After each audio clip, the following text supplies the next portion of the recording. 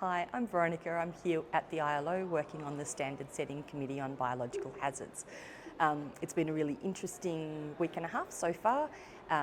It started very slowly, but we've started making some really great progress over the last couple of days. Some of the key things that we've been able to achieve so far is to get some agreement that the document should be a convention. This is important because conventions are binding and the convention would be supported by recommendations that would provide some more of the detail.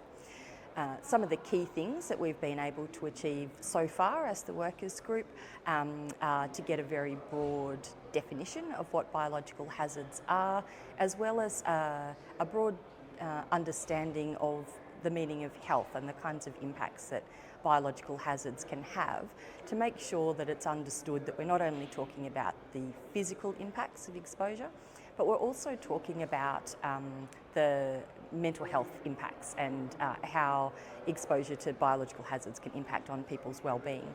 This is really important. We saw it during the COVID pandemic where people were having to go into situations. I work with nurses, so they were having to go into work when there was no vaccine, when they could see tens of thousands of people dying around the world, knowing that they were caring for people who were sick and without the necessary PPE.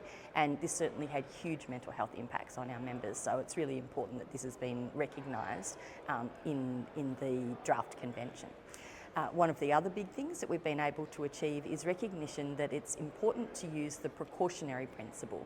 So the original text of the document talked about making decisions based on sound scientific evidence. And again, what we've seen with the COVID pandemic is that sometimes there isn't any scientific evidence yet when we're dealing with new and emerging diseases. And so having that recognition that where we've got new and emerging diseases and we don't have the required amount of scientific evidence yet, that the highest level of protections must be afforded to people who are being exposed to those hazards until we've got the full information that we need about the nature of transmission and so on.